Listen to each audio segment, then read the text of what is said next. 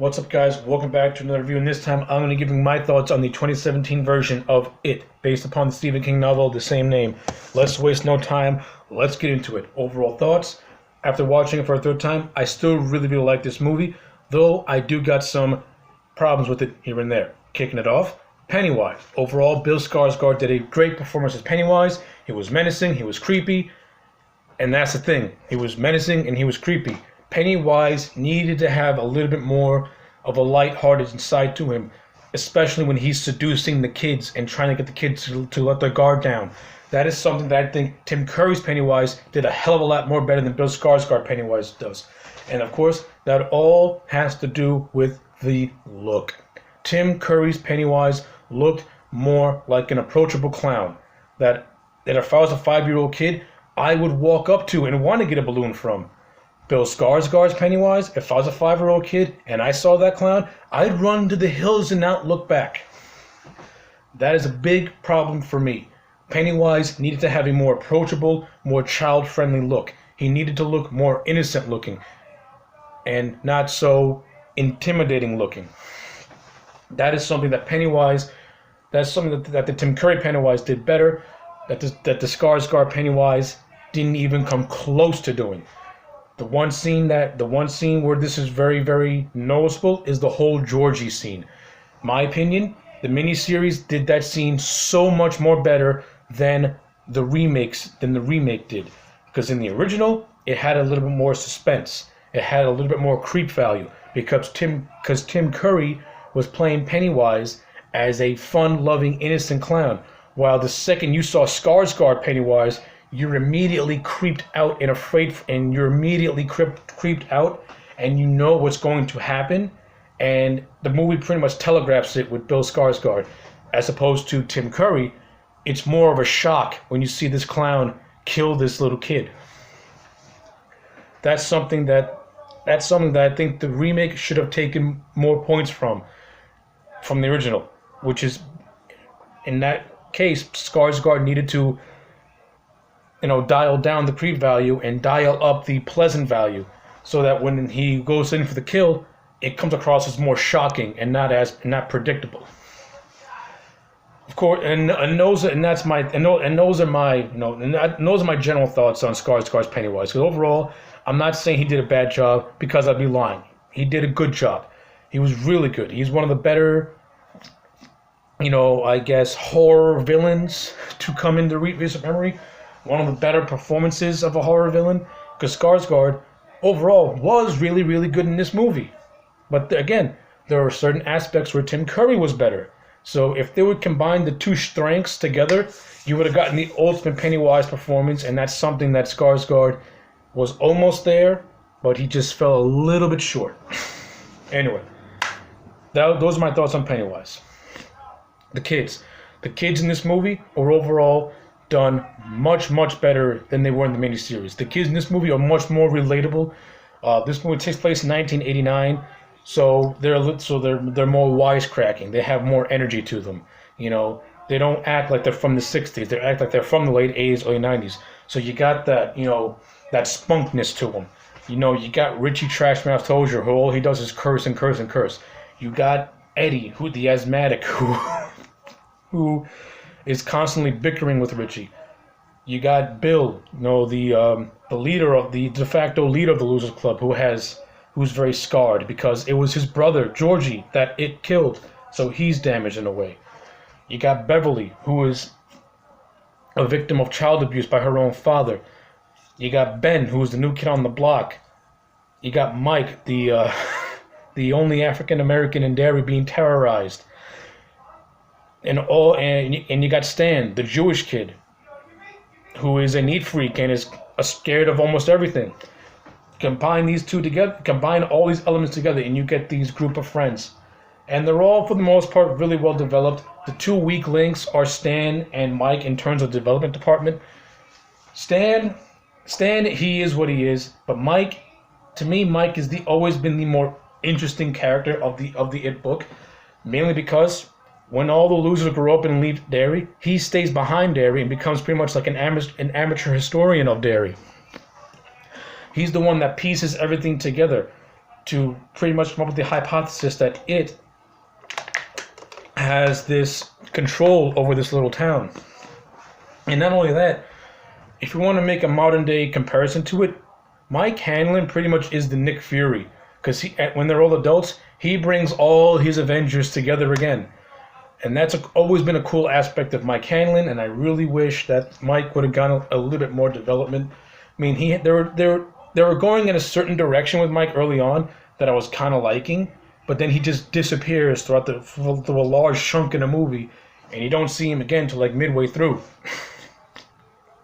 So, again, his character goes underdeveloped a little bit, which is a damn shame, because I said Mike is one of the better characters of the universe. And not only that, Chosen Jacobs was doing a good job from what I was seeing. So, yeah, Mike needed to have more of his traits come in, because they gave a lot of his traits to Ben. Now, I kind of get it, since Ben's a new kid on the block, you want to have him study the history of Derry, but I think the movie would have worked better if Ben would have befriended Mike, who already knew some of the history of Derry, and have Mike teach Ben the history of Derry as well. That would have given Ben more character development. That would have given Mike more development, and those two would have had a friendship before they befriend the other 5 members of the Losers Club. That's what I would have done, and I wish they would have done that, but they didn't. And that is a gripe that I got, because Mike deserves more screen time and more development. I like the love triangle between Ben, Beverly, and Bill. It's right out of the book. You know, Ben loves Beverly. Beverly loves Bill. Ben is trying to get Beverly's affection, but she thinks that Bill's the one. But she thinks that everything that Ben's doing, she unknowingly thinks that Bill's doing it. So I like that whole thing was really well played out, and it was cute to see. It was cute. It was very, very cute to see.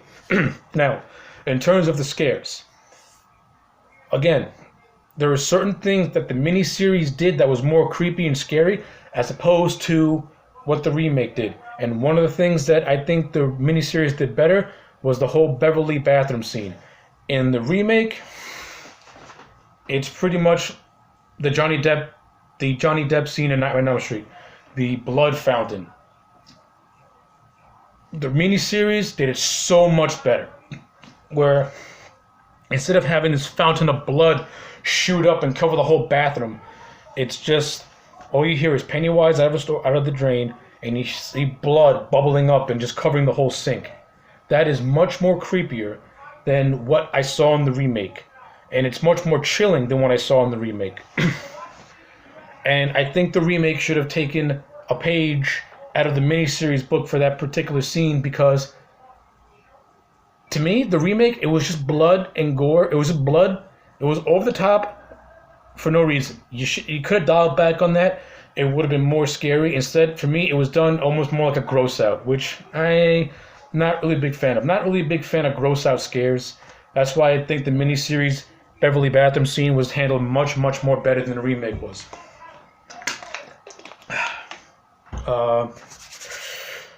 In terms of Mike's scare, I kind of like Mike's scare, because we get more history. We get, like I said, Mike has some development, but it's not enough. We find out that Mike's family died in a house fire, and Mike is scarred by this because his family tried to save him, but they ultimately failed to save him. So Mike's fear is that his mother and his father is the image of his parents burning, and that's what Pennywise uses against him, which was pretty cool. Stan's fear is this creepy woman with a flute painting that is in his father's office. That scares him. You know, Ben's scare is that when he's in the library, he reads about a tragedy in Derry, like an Easter egg hunt of a beheaded child. That's his scare. Bill's scare is Georgie. Richie's scare is clowns. Eddie's scare is that he's a germaphobe, so his scare is a leper, which is straight out of the novel, which I really like. And they use the house on 21 Nebo Street, which I even like even more. And of course, let's quickly talk about the production of this movie. The production of this movie is fantastic. Andy Muschietti does a great job in the directing department. He's fabulous. He does a good job with his camera angles. He actually lets the scares build up, and you get a nice good pop with them. Yeah, there's some jump scares here and there, but they're not overly done. The cinematography by Chung Soon Chung, if I pronounce his name wrong, I'm sorry. looks great. This movie is shot wonderfully. The cinematography is gorgeous. And the practical effects and CG effects, they all blend together fairly nicely. Yes, there are some elements where the CG looks bad, but guess what? This movie's made on a low budget. What the hell do you want? At least they did more practical than CG, because the whole sewer scene is 100% practical, and it looks great.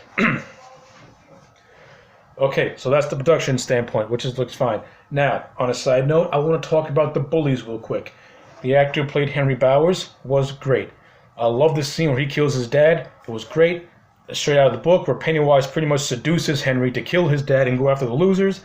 That was all done fairly well. Patrick Hockstetter, who is a major character in the book and has a really disturbing backstory, is just a throwaway character in this movie. This movie didn't even attempt to hint at the crazy shit that Patrick Hockstetter did in the book. In the book, Patrick Hockstetter smothers his infant brother, and he pretty much masturbates Henry after they are farting out fires. And then Pennywise kills him by pretending to be swarming leeches and sucks the blood out of, and pretty much sucks the blood out of Patrick Hockstetter.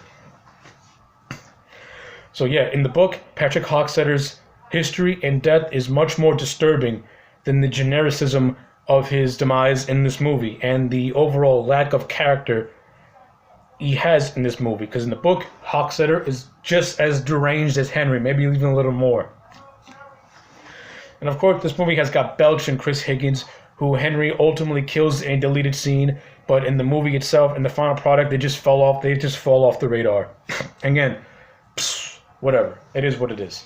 So anyway, those are my thoughts on It 2017 overall. This is a really, really good Stephen King adaptation.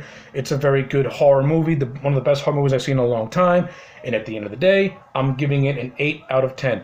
Fix the problems that I mentioned, and this thing could have been close to a 9, maybe even a 10. But as it stands, it's a solid 8. And you know what? A solid 8 is still a very good grade, and I will still highly recommend this movie. Anyway, my name is AJ Legend. Like, comment, and subscribe, and I'll check you back next time for more.